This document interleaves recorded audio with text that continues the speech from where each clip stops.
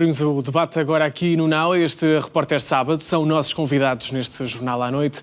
A Luana Plácido, jornalista, autora desta reportagem. Pedro Proença, advogado e figura assídua aqui no Now. Joana Tomás, neta de uma das vítimas. Sandrina Pedrosa, nora de outra vítima. E Inês Soares da Cunha, otorrinolaringologista da Ordem dos Médicos. Muito boa noite a todos. Obrigado pela vossa presença também. Agradeço à Sandrina que está à distância. Vou começar por ti, Luana, a autora desta reportagem. Que aparelhos ou que métodos de pressão é que são usados, sobretudo, para convencer os idosos a comprar estes aparelhos que são bastante caros? Boa noite, Rodrigo. Boa noite a todos presentes no painel. Bem, desde logo temos vários métodos, mas essencialmente um que eu também gostava de referir, desde logo, é a questão da pressão psicológica e a ligação às doenças do foro mental. Ou seja, estas pessoas, é-lhes dito que se não comprarem estes aparelhos, que se não, portanto, curarem esta surdez, poderá eventualmente avançar para doenças como, por exemplo, Alzheimer, poderá também agravar tonturas e é também ainda mencionado em algumas das queixas que nós recebemos, por exemplo, o síndrome vertiginoso. E também gostava que depois a doutora aqui presente pudesse falar um pouco sobre isso. Mas queria desde já lamentar o facto de nenhuma das duas empresas visadas nesta reportagem, portanto a Auditivo e também o Centro Português Auditivo, estarem aqui presentes connosco hoje neste painel. Portanto, os convites foram feitos.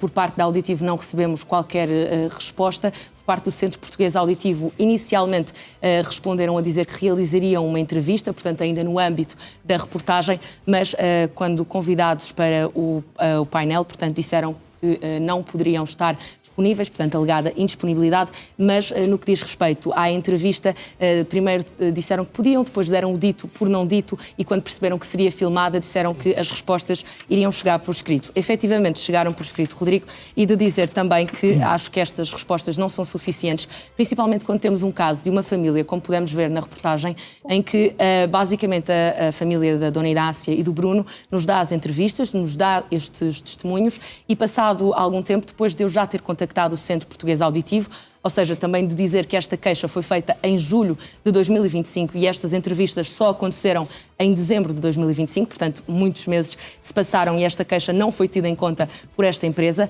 mas o que é certo é que acabaram por entrar em contacto com estas vítimas e ligaram a pedir para que não utilizasse as entrevistas e, portanto, acho que aqui houve uma clara tentativa de silenciamento. A resposta que me chegou foi uma resposta genérica, em que me dizem que tentam sempre encontrar, e passo a citar, soluções consensuais que salvaguardem os interesses das partes envolvidas. E eu pergunto a este Centro Português Auditivo que soluções são estas e o que é que ficou acordado, porque efetivamente esta resposta não foi clara o suficiente. Portanto, houve de facto a tentativa de contraditório, mas está aí só por parte de uma dessas empresas. É verdade. Passo também aqui a palavra à Joana Tomás, que é neta de uma das vítimas. Quando é que perceberam que algo estava errado com esta compra feita, neste caso, pela sua avó? Foi em maio do ano passado, 2025, quando eu estava a validar as faturas, eu verifiquei novamente uma fatura, que era a segunda compra de um aparelho auditivo. Falei com ela e ela disse que tinha ido lá se reclamar do primeiro aparelho auditivo, que não estava a fazer efeito e eles disseram que muita pressão tiveram e venderam-lhe os dois aparelhos auditivos. Mas essa foi a única explicação dada no momento da compra? Ou seja, eles tentaram, em vez de arranjar uma solução e renunciar o contrato, o primeiro contrato com a banca e o primeiro aparelho auditivo, fizeram-lhe uma pressão psicológica dizendo que ela saía de lá a ouvir bem, que depois não conseguia ouvir a família, não conseguia ouvir as amigas, ou seja, não conseguia também conduzir. E ela lá cedeu e foi contra, digamos, sem o poder de pensar na opinião da nossa, também das despesas que ela tem habitualmente e fez, porque ela pensava que tinha sido anulado o primeiro contrato, quando não foi. Ela saiu de lá a pensar que o contrato da banca tinha sido anulado e ela só ia pagar os 102 euros de mensalidade, quando depois não também é com um isso grande a verdade. impacto na vida diária da sua avó. Sim, bastante. Já vamos tentar perceber isso. Também vou chamar aqui a Sandrina Pedrosa, que é nora de uma outra vítima, no caso da sua família. Como é que decorreu o contacto inicial com os vendedores deste produto? Peço desculpa, estou aqui com problema de visualização. Lara! Já vou então ter consigo, mais a seguir vou aqui passar a conversa à doutora Inês Soares da Cunha. É aceitável vender aparelhos auditivos sem que haja uma avaliação médica primeiro? Eu acho que não. As empresas que trabalham de forma regular exigem uma prescrição médica para venderem aparelhos auditivos. A forma como depois selecionam os aparelhos auditivos tem a ver com uma segunda avaliação que, em geral, essas empresas fazem com audiologistas credenciados, que define o padrão auditivo da pessoa em causa, que pode ser muito variado, mas exige um ajuste muito adaptado às características auditivas do doente e, por isso, todo o processo passa por um diagnóstico, e o diagnóstico é essencial, porque eu já ouvi aqui falar hoje, por exemplo, de vertigem ou de zumbidos, e há muitas patologias do foro otorrinolaringológico que cursam com perda auditiva e com zumbidos e, eventualmente, com vertigem. Então é fácil induzir um idoso a comprar um produto destes? Não, isso é muito fácil, até porque os idosos são frágeis, por isso estes rastreios feitos gratuitamente podem sempre manipular as pessoas, e por isso é que é essencial que estas empresas sejam empresas credenciadas e que trabalham de forma muito clara e que só fornecem, só adaptam aparelhos quando existe um diagnóstico prévio. E o diagnóstico tem de ser claro, porque nem todos os doentes precisam de um aparelho. Há doentes que não vão ter benefício com o aparelho e vão precisar de outro tipo de reabilitação auditiva. E há um ponto que eu acho essencial. As casas ou as empresas que trabalham de maneira regular, ética, dão a todos os doentes a possibilidade de fazerem um período experimental que tem duas vantagens. Se um período, que geralmente é de um mês, se o período experimental é de um mês, a pessoa nesse mês, o próprio doente tentará por tudo adaptar-se e a casa que vende o aparelho tentará por tudo que o doente se adapte. Portanto, há ali uma otimização desse período de um mês.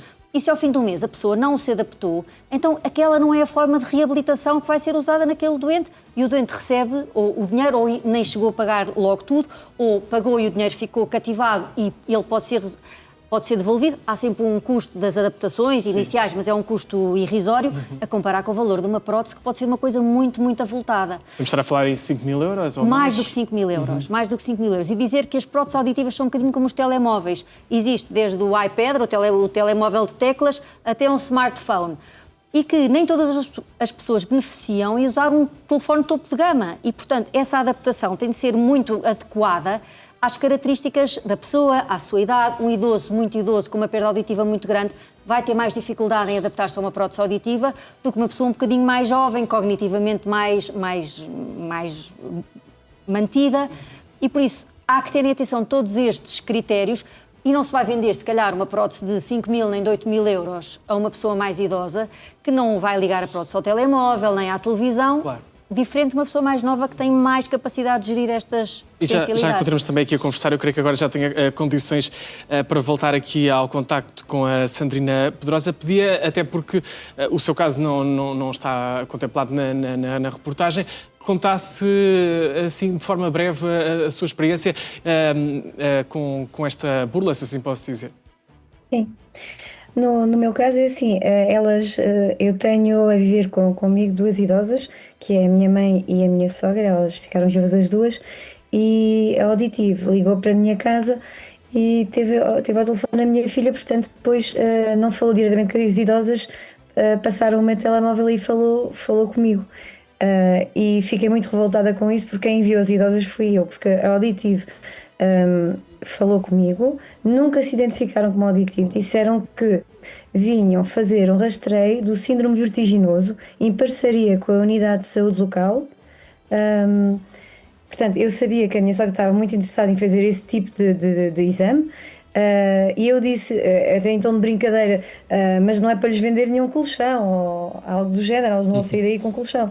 Eu disse, não se preocupe, senhora, não é para lhes vender absolutamente nada, elas somente vão sair daí com um atestado a dizer se tem ou não tem síndrome vertiginoso. Portanto, só podemos ter 10 pessoas, tem que marcar hoje, é uma hora para cada uma e efetivamente é uma coisa que temos a fazer excepcionalmente e pronto, aceita ou não aceita, portanto, eu enviei-as na minha boa fé, a pensar que efetivamente não iria acontecer nada disso. Estamos aqui de facto a falar de uma enorme pressão, já volto a falar consigo, agora também para passar aqui a palavra ao Dr. Pedro Proença. Estas práticas podem configurar burla ou até mesmo crime? Boa noite, Rodrigo, boa noite a todos. Eu confesso que sou uma pessoa que ouve mal, eu tenho problemas auditivos, eu sou doutora. Eu confesso que quando estava a ver aqui a peça tive dificuldade em perceber ali uma coisa que foi, vocês estão a falar de rastreio auditivo, é mesmo isso que estamos a falar. Não estamos a falar de rastreio de contas bancárias, não. Parece um bocadinho mais lógica de falarmos de rastreio de contas bancárias. Mas eu agora ouvi, parece que é rastreio auditivo. Agora, há uma coisa que eu não deixo de constatar também, Rodrigo, que é o seguinte, eu estava a ver aqui a reportagem da Luana, a quem felicito pelo excelente trabalho, e estava lá na montra, não sei se reparaste, Rodrigo, na montra daquela empresa, estava lá, não sei se o doutor ouviu, estava lá escrito percebe mal. Percebe mal. Não estava ouve mal. Portanto, aqui basicamente não podemos dizer que esta empresa esteja a faltar um bocadinho à verdade. Percebe mal. O que é que faltou lá no logotipo daquela empresa? Quando escreve percebe mal, acrescentar, eu faço aqui uma sugestão aos responsáveis da empresa, quando perceber já é tarde demais. Eu acho que convém para podermos, no fundo, clarificar aquilo que está aqui em causa. Perguntava-lhe, de facto, se estas práticas podem configurar aqui o crime, alguma burla ou um crime de abuso até de pessoa vulnerável. Rodrigo, estamos a falar aqui, atenção, chamar a isto marketing é redundante. Estamos aqui a falar de manipulação, propriamente dita. E estamos aqui a falar de vendas agressivas. Falavas aqui esta questão do ouvir bem e do perceber bem. Exatamente. Estamos aqui a falar nessa onda da manipulação. Estamos aqui a falar de vendas agressivas. E há aqui uma coisa que é muito importante as pessoas reterem. Não é o facto das pessoas terem tido a liberdade de assinar um papel que determina que as pessoas perceberam e compreenderam exatamente os termos em que estavam a contratar. Isto é muito importante as pessoas serem esclarecidas, porque as pessoas podem pensar, já assinei tarde demais. Atenção, isto não é real. Portanto, aqui basicamente o que interessa é as condições em que assinou, que é uma coisa diferente de assinar. E o que é que a coisa significa? É a formalização. Significa isto, para já, que as pessoas legalmente, e neste contexto das vendas agressivas, têm direito ao período de arrependimento. E estas empresas têm a obrigação de informar as pessoas que têm um direito ao arrependimento. Mas esse direito existe sempre? Existe sempre. Isso é importante deixar claro. É muito importante deixar claro que as pessoas podem e devem formalizar, em caso de entenderem que não queriam adquirir determinado produto, que têm 14 dias para o fazer. Têm que dirigir uma carta, neste caso não só a esta entidade, como também ao banco financiador, à entidade financeira, a dizer que estão arrependidas. E não há nada que as possa, no fundo, comprometer com isto.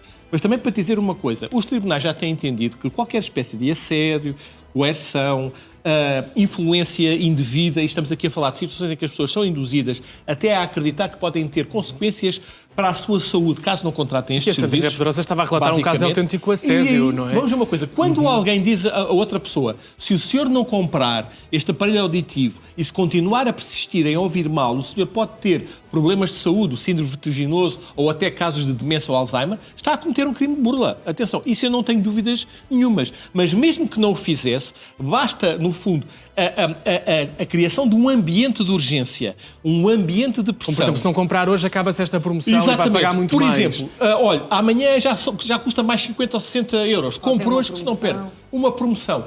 Só isso configura a prática agressiva e legitima a pessoa, mesmo que ultrapasse o período de arrependimento, a requerer a anulação dos negócios. Agora, há aqui uma coisa que as pessoas têm que ter e que é muito importante passar esta mensagem, isto a propósito da questão desta empresa ter tentado calar estas pessoas com recurso a uma proposta de devolução do dinheiro. Eu quero dizer às pessoas o seguinte, a maior parte destas empresas não tem interesse nenhum em ir para tribunal. Atenção, porque a maior parte destas vendas são feitas em condições ilícitas, são feitas com recurso a pressão agressiva, coação psicológica e a maior parte das vezes estas empresas têm um resultado que é absolutamente perverso para elas, que é a anulação dos contratos. Então está a dizer que seria fácil resolver estes casos? Estes casos são relativamente fáceis de resolver em tribunal. E estas empresas, normalmente, quando sentem que o cliente está disposto a discutir judicialmente esta questão, chegam-se à frente e resolvem o problema. Porquê? Porque não querem discutir este modelo de negócio. Já não é o contrato, é este modelo de negócio. E se começa a haver muitas decisões judiciais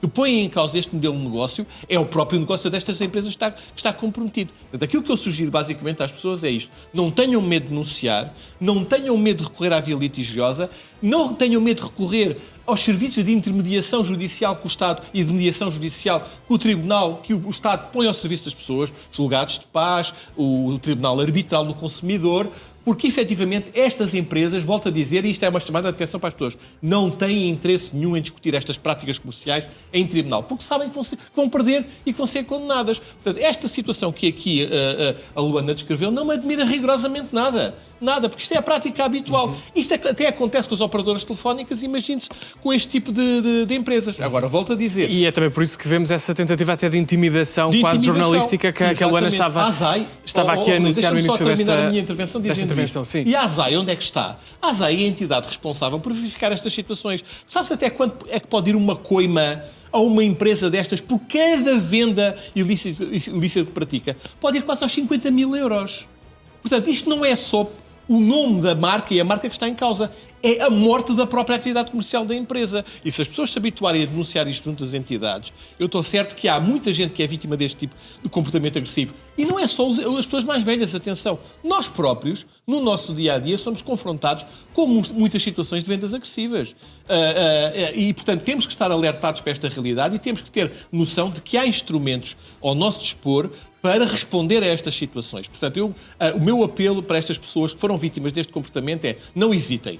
Exijam a devolução do dinheiro e eu depois, na segunda parte, já vou dizer outra coisa, Rodrigo, que é o seguinte, que é a cumplicidade das instituições financeiras, que é uma coisa que também é muito grave, porque as instituições financeiras não podem ficar de lado da responsabilização por esta situação. Já lá vamos. Para já, a doutora Inês Soares da Cunha, falávamos aqui da questão do síndrome vertiginoso, que a Luana, aliás, estava aqui a falar há pouco, mas, em primeiro lugar, o que é isso, para que as pessoas percebam, e que exames é que são indispensáveis para recomendar a alguém que compre um aparelho auditivo?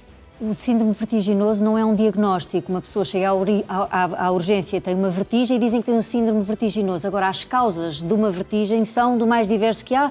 Podem ter a ver com problemas otorrinolaringológicos, podem ter a ver com problemas neurológicos e não é definitivamente numa casa de aparelhos auditivos ou numa empresa de aparelhos auditivos que se vai fazer esse diagnóstico, porque isso exige, inquestionavelmente, uma avaliação médica. Portanto, não é por aí.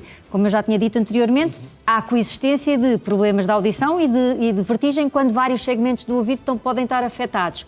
Agora, uma coisa não tem a ver com a outra e não é avaliável com um teste de audição, isso de maneira nenhuma. Não pode ser por aí. É mesmo essencial. Os doentes que começam a ouvir mal, há bocadinho o Dr. Proença estava a dizer uma coisa curiosa a propósito lá dos sinais que estavam no vidro dessa casa dos aparelhos, do não perceber. Uma das primeiras coisas que acontece no envelhecimento do ouvido humano é justamente essa sensação de que eu ouço, eu continuo a ter sensibilidade auditiva, mas não percebo o que me dizem. A chamada diminuição da discriminação, a pessoa deixa de perceber. Isso é um sinal de alarme para as famílias e eu acho que aí as famílias têm de estar atentas, ajudar as pessoas mais idosas, se só na fase idosa da vida é que isso se revela, porque há pessoas muito mais novas que também têm perdas auditivas, e a partir desse momento, depois, há uma sequência de avaliações que se deve fazer. O primeiro recurso, que é o mais imediato, é a pessoa ir ao seu médico assistente, ao seu médico de família, e o médico de família observa o ouvido, vê se existe patologia objetiva. E se não existir, e portanto se assumir que é uma coisa que tem só a ver com o envelhecimento do ouvido, há exames que se fazem e que nos permitem fazer o diagnóstico. Passam por um audiograma tonal simples, um audiograma vocal, que é o tal que, para além da sensibilidade do ouvido, avalia a discriminação, e depois um exame do ouvido médio, que é uma impedanciometria. E com estes 3 exames, o médico assistente da pessoa sabe logo dizer, olha, sim, o senhor ouve mal, ouve muito mal, médio mal, pouco mal. E é possível fazer esse tipo de exames também nestas lojas de aparelhos auditivos, ou só mesmo com a presença de um médico? Não, mas esses exames podem ser pedidos no Serviço Nacional de Saúde com uma credencial e a pessoa vai fazer fora do centro de saúde. Ou se houver uma coisa mais grave ou uma patologia do ouvido, então a pessoa vai para uma consulta específica de otorrinolaringologia. Ou se o médico de família detectou que de facto existe uma perda auditiva, vai para uma consulta de otorrinolaringologia. E nessa consulta, perante o grau de perda auditiva e o tipo de perda auditiva existente, se é simétrica ou se é simétrica, há muitas características que é preciso analisar, define-se se a pessoa precisa ou não de uma prótese. E há muitos casos em que, apesar de não haver uma surdez completa, a pessoa não tem benefício usando uma prótese auditiva e precisa de evoluir para outras formas de reabilitação auditiva, nomeadamente, por exemplo, um implante coclear, que é uma coisa que hoje em dia está a ser feita em Portugal até a pessoas relativamente idosas. Portanto, o caminho da reabilitação auditiva é um caminho amplo, com muitas possibilidades. É essencial haver um diagnóstico adequado. Importante, a perda auditiva gera isolamento a pessoa sente que pede aos outros para estarem sempre a repetir e, portanto, não quer amassar a família, começa a isolar-se das conversas e isso sim, o isolamento gera de alguma forma degradação cognitiva e eventualmente demência, não Alzheimer. A perda auditiva não tem nada a ver com Alzheimer, tem a ver com alguma degradação cognitiva que pode resultar do isolamento. Daí ser tão importante as famílias estarem atentas e as pessoas estarem atentas para que nas fases iniciais dessa perda se possa agir adequadamente e prevenir justamente essas consequências. Um produto errado e que não vai resolver nada. Luana, já aqui falaste da resposta que deram as empresas visadas quando confrontadas com esta investigação. Sabes se há indícios aqui de práticas organizadas ou empresas que surgem, enfim, e que estão a fazer exatamente o mesmo? Se é algo generalizado?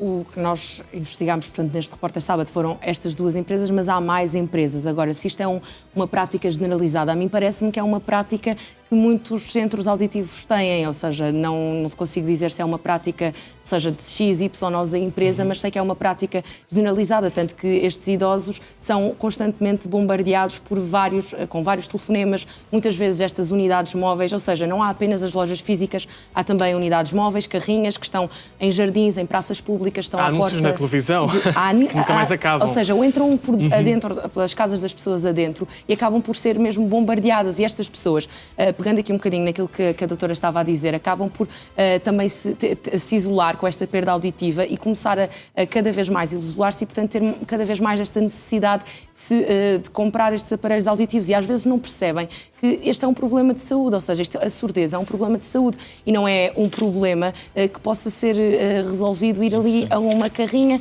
e que, portanto, fica o problema resolvido e leva um aparelho para casa no próprio dia. Aliás, isto é uma questão que eu também gostava de abordar melhor mais à frente, que é como é que estas pessoas vão a um centro auditivo e no mesmo dia em que realizam estes audiogramas, que também, como a doutora já referiu, têm que ser realizados por audiologistas credenciados, que como os audiologistas não têm, portanto, uma ordem como a ordem dos médicos, a ordem dos enfermeiros, têm que ser credenciados pela ACSS e, portanto, como é que realizam estes exames e no mesmo dia trazem os aparelhos para casa e trazem também, portanto, os créditos. Isto é preocupante, estas pessoas que têm reformas baixas, como ouvimos aqui o neto, aliás, o filho de uma das vítimas dizer, a mãe tem uma reforma baixa, às tantas, portanto, a certa altura já não tinha dinheiro para comer e não há qualquer análise. Mas deixa-me só dizer-te uma coisa rapidamente, Luana, que é o seguinte, Rodrigo. Eu estive a verificar o portal da Caixa, sei que a Luana também o fez, e verifiquei uma coisa extraordinária. Houve inclusivamente um caso em que não só foi vendido o aparelho auditivo, como conseguiram impingir à pessoa, pasme-se, um desumidificador. Portanto, isto é extraordinário. Então, qual foi a explicação que deram à pessoa? Isto convém ter o aparelho seco, portanto, o senhor também comprou o desumidificador e a pessoa foi obrigada a comprar o desumidificador. Eu também, já agora respondendo um pouco àquele senhor que estava ali naquela porta, o senhor Erlander, que aparece um senhor que aparece nas redes sociais como especialista em aparelhos auditivos. Vamos lá saber o que é que... E é só comercial. Mas aparece como especialista em aparelhos auditivos. Eu estava a vê-lo ali, sinceramente, e estava a imaginar até a agressividade com que ele abordou a Luana, e estava a imaginar a situação. Eu não quero dizer que o senhor faça isto, atenção, mas foi a imagem que ele deu. Sim. O problema é dele. Na reportagem. Olha, minha amiga, Exatamente. como é que é? Compra ou não compra? Que é melhor comprar. Atenção, que isto aqui se calhar ainda vai para o torto. É assim um bocadinho o estilo que aquele senhor mostrou. Mas eu quero dizer ao Sr. Erlander o seguinte: a ameaça é um sinal claro de quem não vende confiança. Isto é um velho princípio. Aquele senhor não tinha nada que ter aquela reação, nem ter medo de sujeitar ao escrutínio. Quem não deve, não teme. Agora, de facto, isto são vendas agressivas. Volto a dizer, isto é inadmissível. Dizia-se há pouco, isto está em todo lado, até inclusivamente na própria televisão. Há programas de televisão que publicitam profusamente este tipo de publicidade. Sim.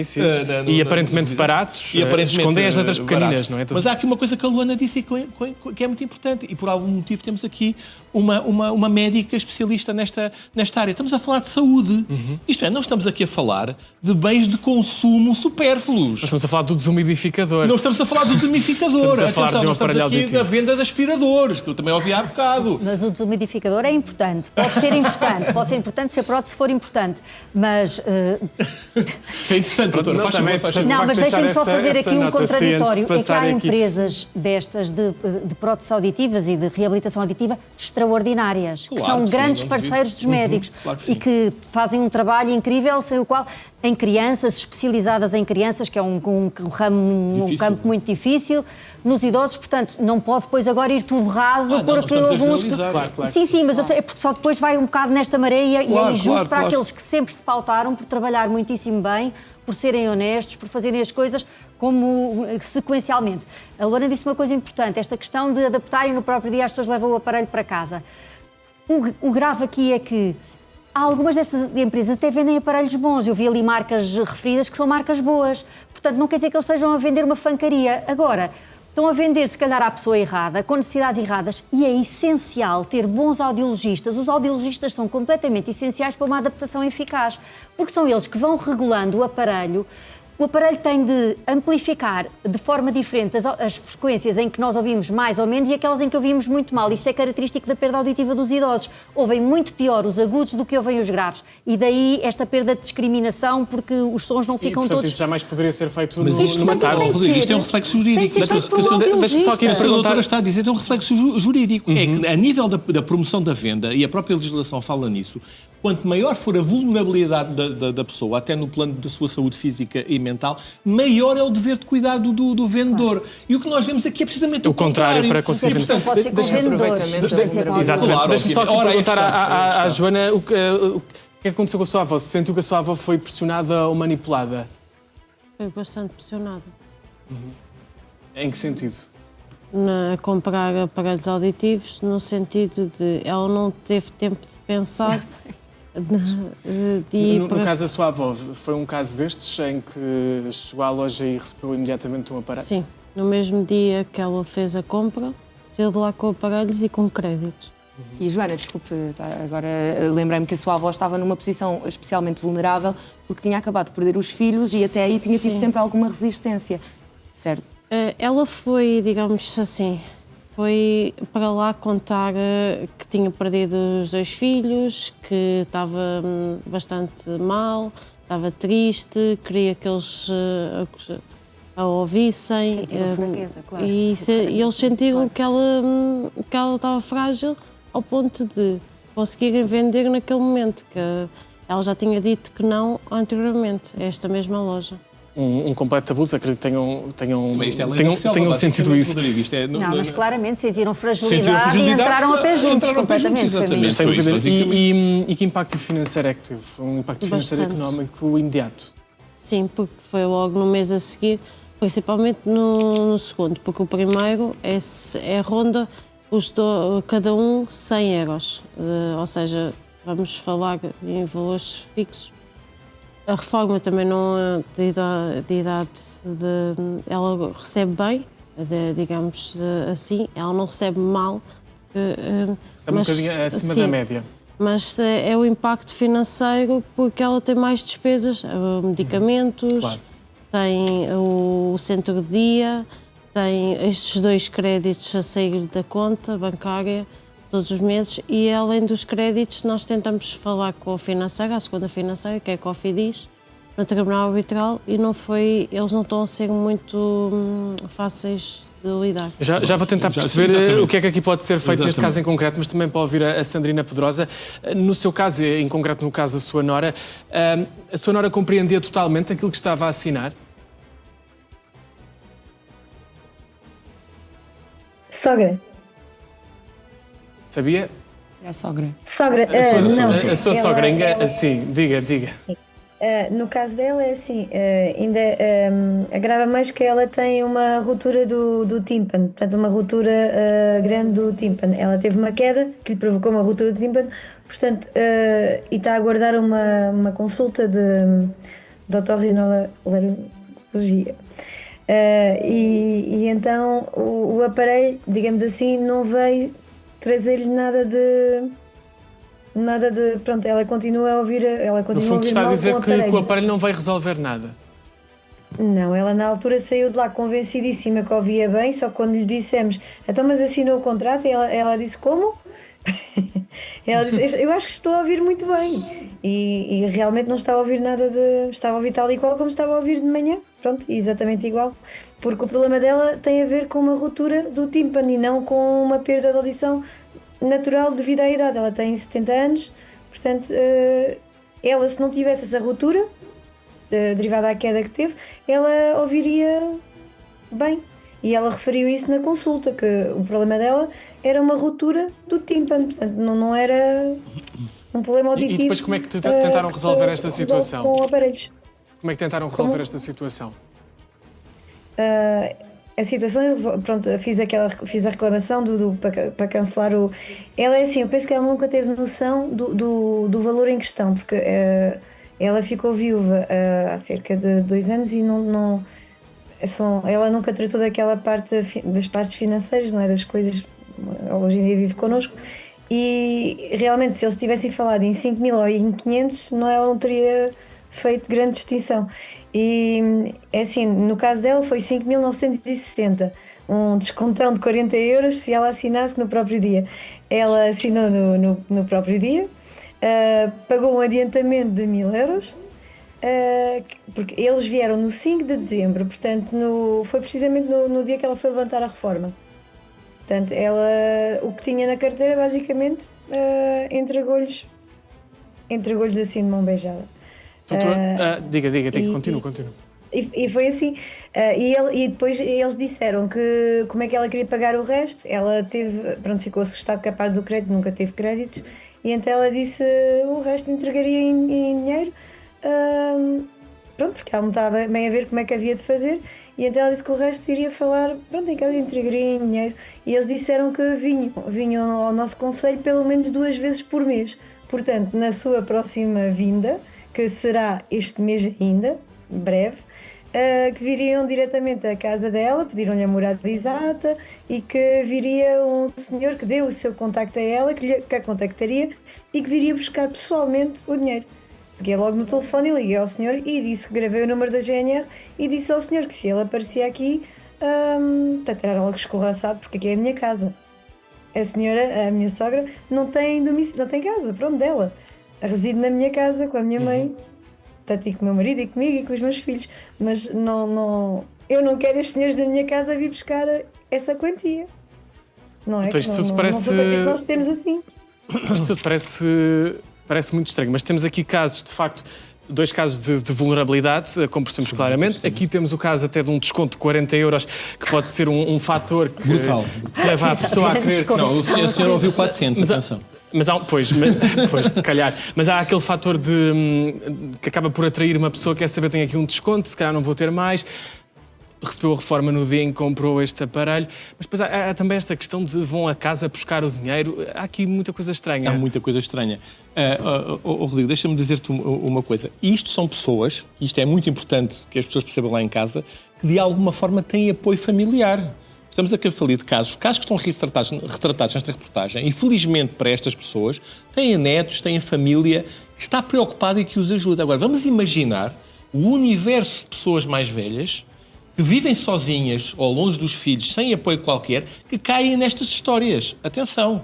E, portanto, à partida, estamos com certeza a falar de um universo de pessoas vulneráveis muito significativo. E isto é importante registar isto é muito importante para as autoridades, que, mais uma vez, estão completamente omissas neste tipo de situações. É o risco social que isto envolve. Há aqui, sem dúvida nenhuma, um risco social grande. E eu aqui lamento que as próprias financeiras, neste caso estas empresas que foram aqui referidas na reportagem, estejam a contribuir para o aumento desse risco social. Também o caso de uma dessas empresas é o caso. Não está a resolver nada no seu caso.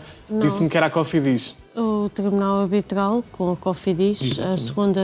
É normal, por acaso, é comum, infelizmente, nessas empresas. Não ajudarem rigorosamente. A segunda vez que o segundo contrato, que nós recorremos ao Tribunal Arbitral depois de apresentarmos o livro de reclamações, ela foi contactada pelo Cofidis pedindo um atestado médico onde indica que ela não pode usar aparelhos auditivos, que o médico não aconselha de todo, e ela, depois de ter dito várias vezes à entidade do Centro Auditivo Português que não podia usar mesmo aparelhos auditivos, que não era aconselhado devido aos otites crónicas. E depois de fazer uma pressão psicológica ao ponto de não disseram que ela tem que comprar e ponto, fizeram, vais ouvir melhor, vais conseguir ouvir os teus netos, vais conseguir ouvir as tuas amigas. E depois ela também tinha tido um tumor. Ela tinha tido exato. Isso é relevante, como é óbvio. Claro. Vamos ver uma coisa. Joana, é muito importante percebermos o seguinte. É uma figura chamada crédito coligado. Isto é, estes créditos só existem para isto.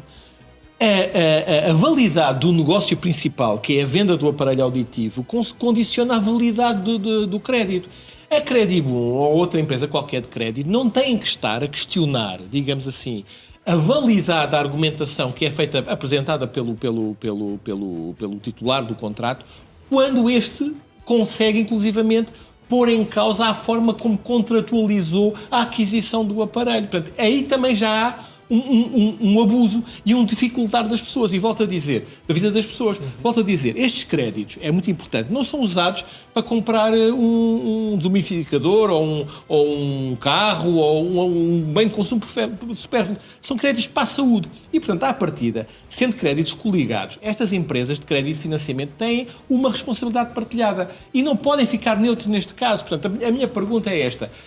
Como é que se faz uma avaliação para a concessão de um crédito que devia ser, lá está, protetor do mais vulnerável, no sentido de dizer claramente, olha, a senhora tem uma reforma de 400 euros, a senhora com certeza tem pagar luz, água e outras despesas, nós não podemos, gostávamos muito, mas não podemos dar um crédito que a senhora não vai conseguir cumprir isto. Isto é que era defender a pessoa, claramente, e impedia duas coisas. Impedia que a pessoa contratualizasse a aquisição de um aparelho para o qual não tem utilidade ou que não é adequado para a sua condição de saúde e, por outro lado, salvaguardava a condição a sua condição financeira. O que é que isto me parece, Rodrigo? Uma selva. Andamos todos, basicamente, atrás, como predadores, atrás dos mais frágeis. E a terceira idade, mais uma vez, é das classes neste país menos protegida. Infelizmente, isto acontece com a violência em contexto familiar, acontece com os furtos, com os assaltos, com as burlas. E acha que há aqui falta de sensibilização, até por parte da GNR de proximidade, no interior, em zonas mais envelhecidas? Absolutamente. Eu acho que, sobretudo, por exemplo, no interior, referiste aí bem, era muito importante as forças de segurança, nomeadamente, têm uma relação de proximidade mais direta com as pessoas que vivem sozinhas, vivem isoladas, pessoas mais velhas, explicar-lhes precisamente os riscos desta situação e adverti-los concretamente para a necessidade de perceberem, de consultarem, de tentarem entender efetivamente, porque caso contrário, isto é a vulgarização, é a banalização da destruição da vida das pessoas, porque efetivamente, estamos a falar de 5 mil euros, pode não parecer uma quantia muito relevante para o geral das pessoas, mas para pessoas que têm reformas de 300, 400 euros por mês, é uma um impacto enorme, sim, o dinheiro que é preciso para a alimentação, para outros medicamentos. Fora a questão do incómodo, do sofrimento e da angústia que isto causa a estas pessoas, que com certeza lhes retira qualidade de vida e que prejudica a sua própria saúde. E, portanto, eu pergunto uma vez mais, já o perguntei várias vezes noutros repórteres sábados, onde é que está, por exemplo, a ASAI no meio disto tudo?